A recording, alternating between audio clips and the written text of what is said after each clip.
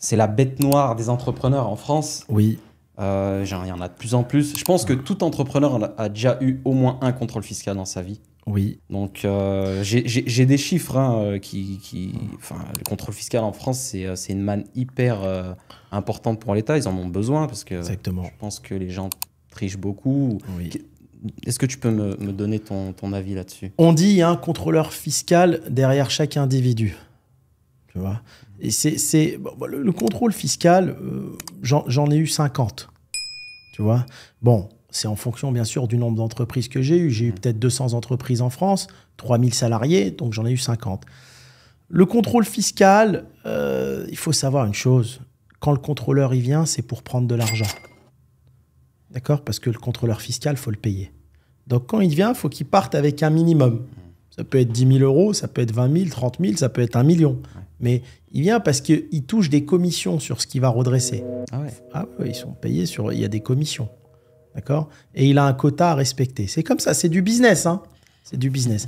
Et donc, si tu veux, la plupart sont sous contrôle fiscal. Donc, il faut faire attention, avoir des très bons experts comptables et c'est pas suffisant. Et tu es dans un pays où la pression fiscale est telle qu'il y a beaucoup de gens qui trichent. On va pas se mentir, on en a parlé dans des précédents podcasts. L'ascenseur social, fiscal dans les pays européens, dans certains pays et notamment la France, sont bloqués. Quand tu arrives aujourd'hui, on en est où? Et les gens peuvent vérifier parce que je vois des gens qui parlent des fois sur TikTok et autres, mais il faut aller vérifier. L'IS, il est à 25%, il monte jusqu'à 33% selon ton bénéfice. Et il ne faut pas oublier que la flat tax, c'est une réalité, il y a une flat tax à 30%. La flat tax, c'est un cadeau de Macron.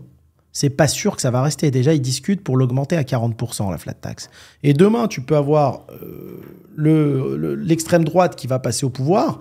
Il cherche à augmenter l'imposition. Ou si c'est la gauche, il cherche à augmenter aussi l'imposition.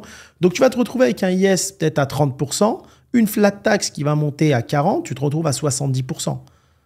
C'est énorme. C'est énorme. C'est une pression fiscale qui est énorme. Si tu rajoutes à ça les contrôles fiscaux, tu ne gagnes plus rien. Donc, les gens, en France, tu ne peux pas devenir riche si tu ne triches pas.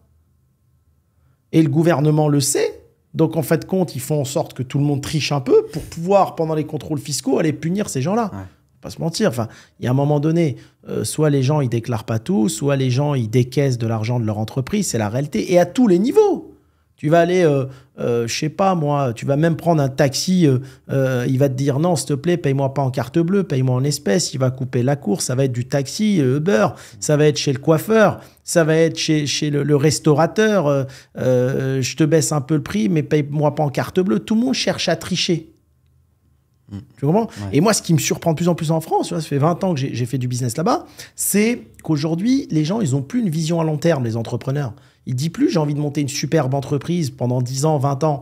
Il essaye d'aller mettre des douilles le plus rapidement, clairement, prendre son argent et partir. Ouais. Mais c'est bizarre que l'État ne se pose pas de questions parce que je pense qu'ils se disent, c'est tous des tricheurs, on a une grosse pression fiscale, qu'on réduise la pression fiscale ou qu'elle soit plus importante, ils vont quand même tricher les gens.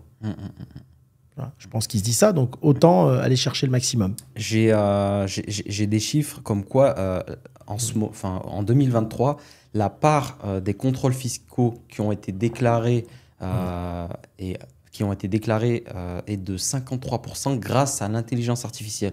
Donc, il y a de plus en plus de contrôles fiscaux qui se déclenchent avec l'IA et les algorithmes.